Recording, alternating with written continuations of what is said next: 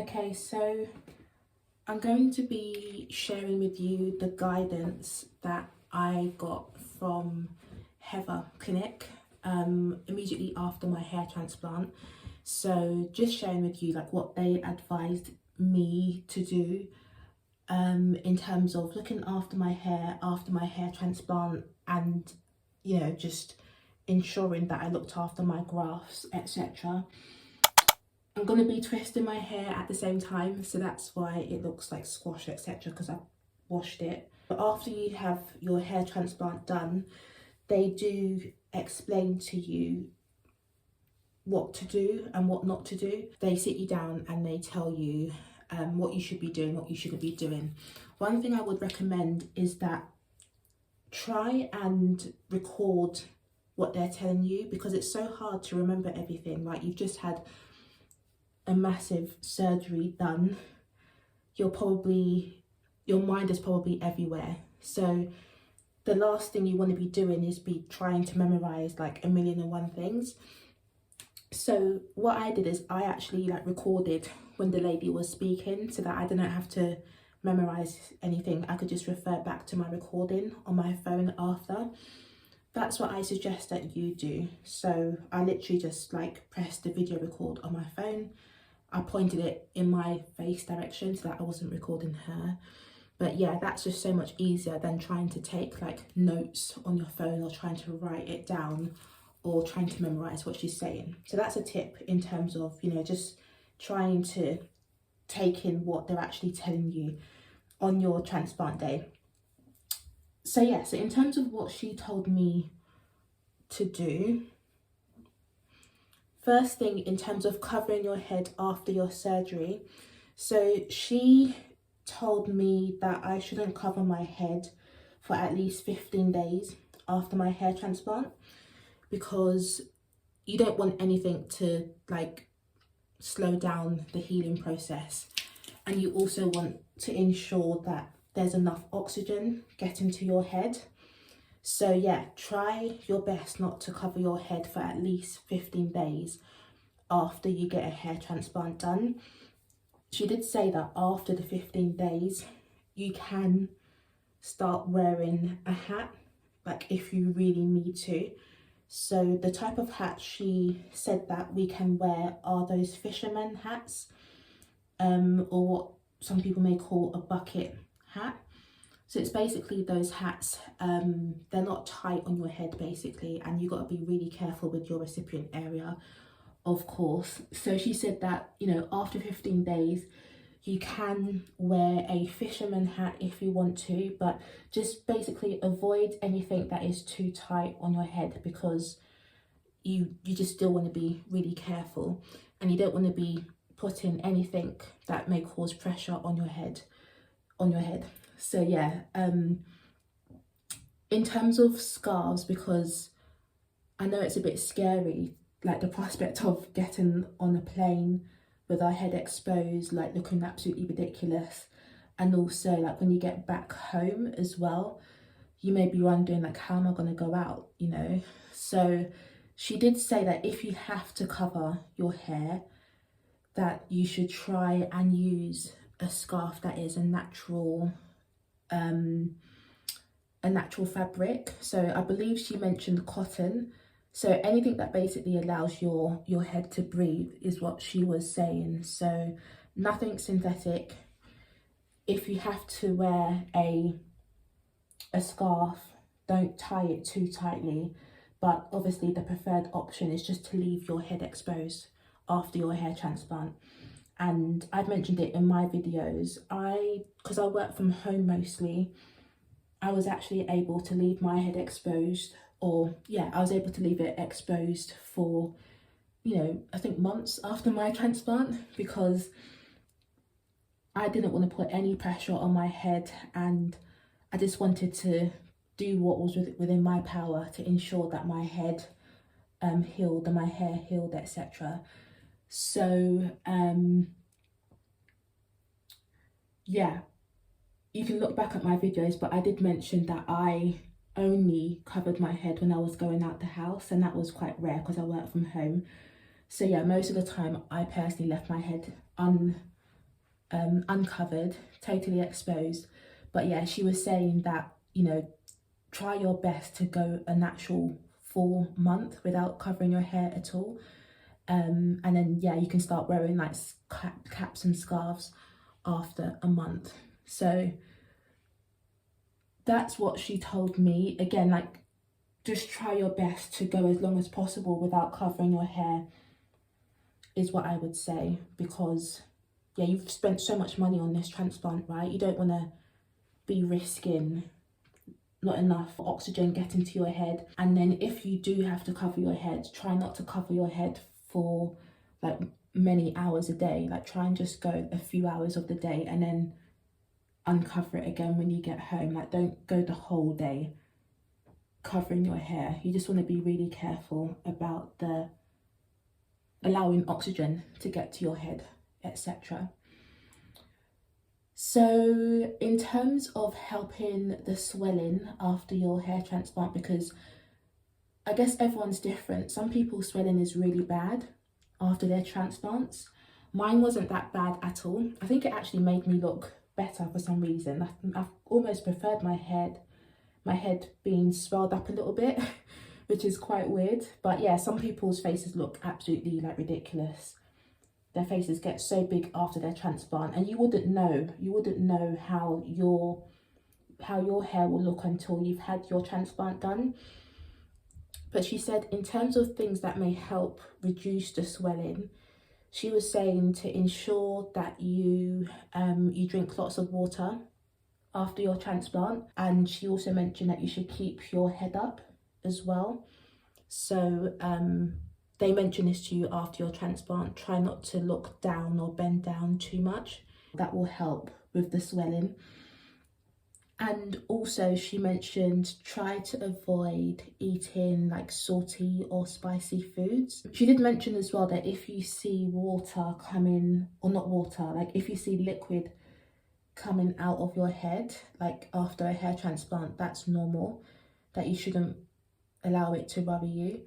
So that didn't happen to me personally. I didn't notice any liquid coming out of my head after my transplant, but it's something that she mentioned that some people do experience. So that may be useful for you to know. They give you a foam and shampoo to use, so definitely use those according to the instructions that they give you. But yeah, in terms of like washing your hair, so she mentioned that we should use room temperature water when washing our head for the first 2 months after a hair transplant.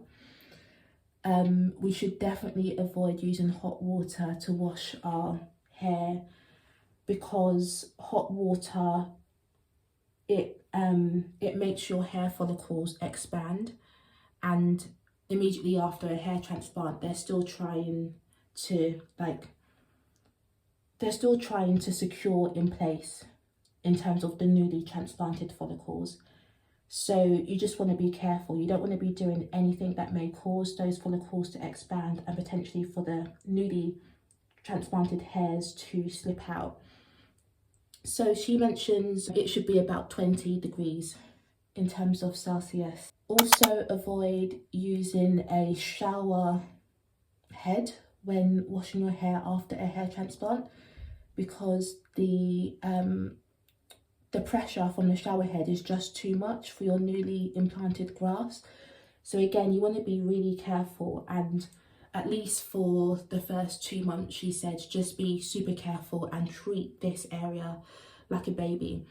So instead of using a shower head to wash your hair, she mentioned that you can either use a bowl of water and then just pour that over your head after a transplant, or she mentioned that you can use water from a tap.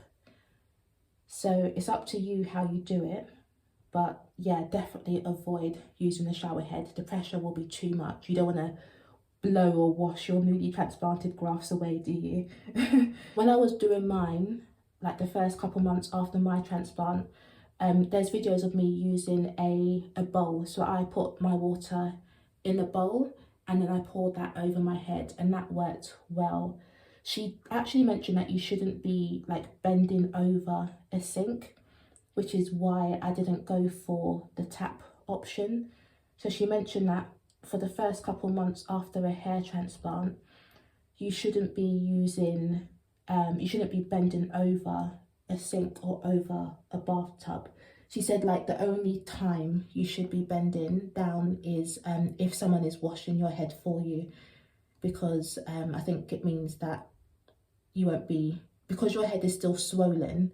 She was saying that you wouldn't really be as aware like if you're about to bang your head against something. So you should only be bending down like over a sink or over a bathtub if someone was washing your head for you. So yeah, that's what she said in terms of what to use. She also talked about avoiding using a towel. So we shouldn't be using a towel to dry our head after a transplant, and that's because the follicles, not the follicles, the fibre of a towel, they're quite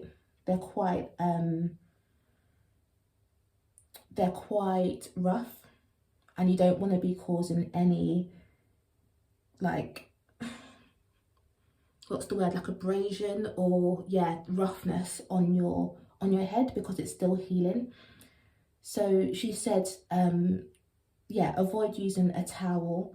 Also, the fibres of a towel, they may actually stick to your grafts and end up pulling them out, which is definitely not what you want happening. So yeah, she said avoid a towel. You should just use regular kitchen paper or kitchen towels to pat your head dry after you have, you know, washed your hair. When you're using like, you know, the first few weeks of after a hair transplant, you'll be washing your hair daily. So she was saying that just use regular kitchen towel to pat your head dry.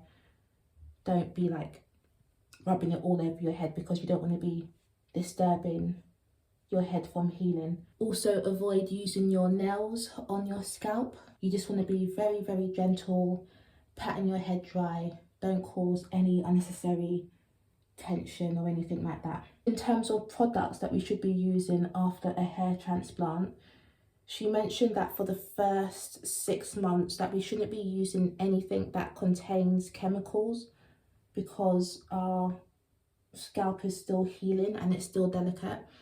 So she was actually advising that we buy their aftercare package. So it's got like 6 months worth of supply for, I think, probably shampoo, conditioner. I think it had like an actual oil in it and tablets or something. So they've got their own aftercare package that they kind of like encourage you to buy at the clinic.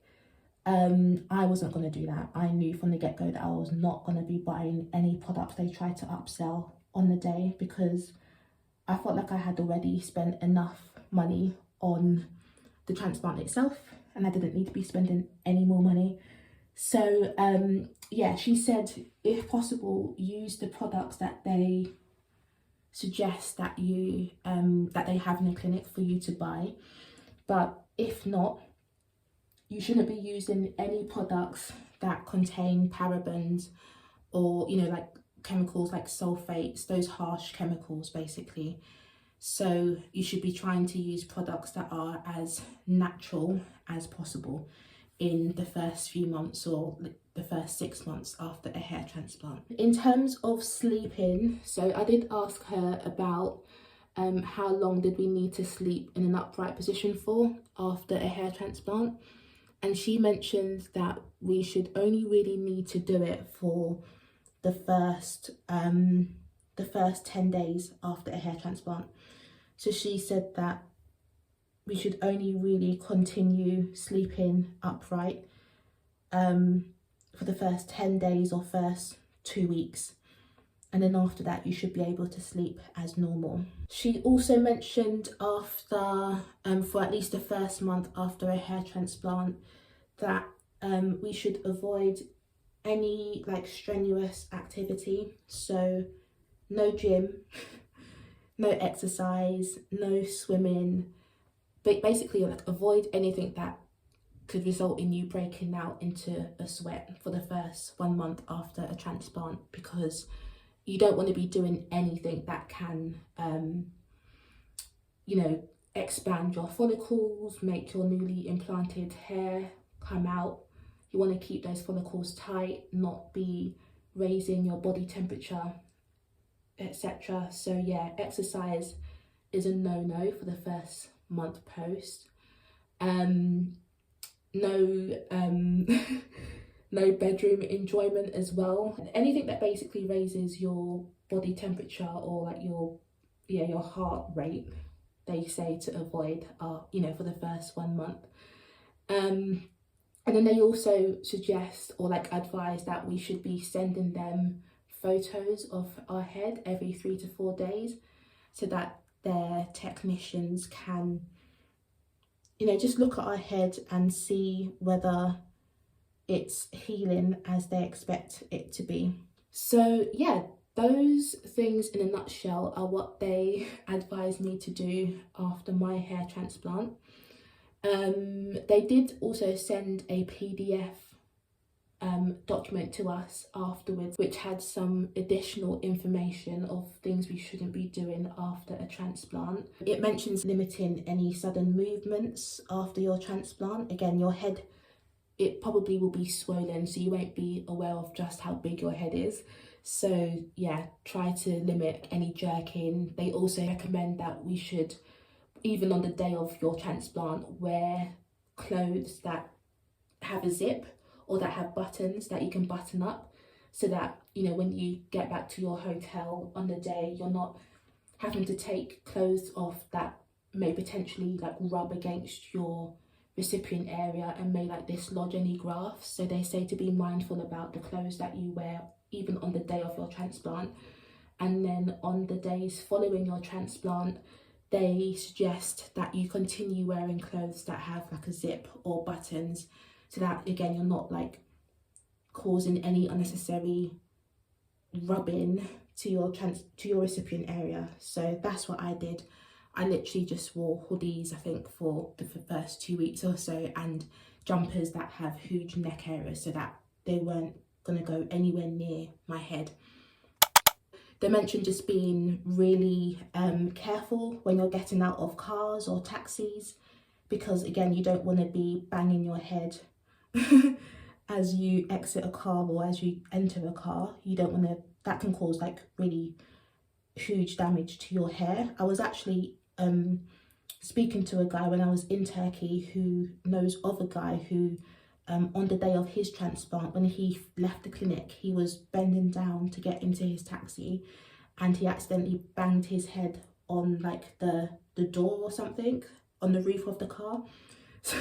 So literally only, not even an hour had passed after his transplant and he had already managed to bang his head. So he had to go back to the clinic the next day for them to like redo the area that was damaged. So you don't want to be banging your head, so just be really, really careful. I say like for the first couple months when you're entering cars, entering vehicles, just do your best not to bang your head. And to be fair, like when I got home, I did bang my head quite a few times in the kitchen when I was like bending down to get stuff out of cabinets. So I think it may be inevitable that you end up banging your head, because you're just like going about your ordinary life when you get back home, right? But yeah, just try and avoid banging your head as much as possible and avoid any sudden movements as they suggest. They mentioned bleeding after surgery, so it's absolutely normal for you to experience some like blood after your surgery. I don't know if you saw in my videos, but even when I was in the taxi or in the transfer vehicle, going back to my hotel after my transplant, I had blood dripping down my face. Like, yeah, it was pretty intense, like blood dripping down my face. It didn't hurt or anything, but yeah, there was just blood dripping down my face, so it did look a bit gruesome. So just expect that. It's normal for you to see blood after your hair transplant, especially on the first night. They mention showering on the aftercare PDF, you should actually avoid taking too long of a shower. So I think that goes back to the point about just trying to avoid raising your body temperature. So if you take extremely long or hot showers, it will raise your body temperature, and you don't want to be doing that after a hair transplant. So they do say to yeah, just avoid taking too long and or too hot showers. They also mention staying off alcohol after a transplant, which I know may be some like bad news to some of you. But yeah, they say try to avoid alcohol. It may change the blood pressure after your transplant. It may make your blood thinner as well, which will mean that you'll bleed more after your surgery, and that will be really inconvenient. So yeah, avoid that.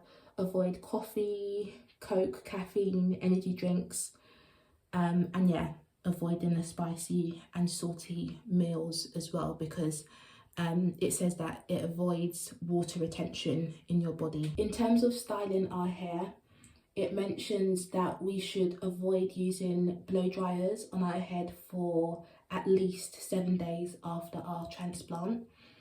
And then even after that, you should only really be using the cold or cool air setting on the dryer for, you know, the first 2 weeks. And then after 2 weeks, once you're 2 weeks post your transplant, then you can be using the warm air setting. But yeah, just be careful about that. In terms of, you know, your scalp itching and feeling dry after the transplant, so the PDF, it does mention that you can use aloe vera gel to help soothe the skin. So I used that after my transplant, and I think it worked wonders. I found it really helpful. So I put my aloe vera gel in the fridge so that it was nice and cold when I started applying it to my scalp. So definitely get yourself some aloe vera gel if you don't have any already, is what I would say. Try and, you know, keep it cold. That will feel really soothing to the skin.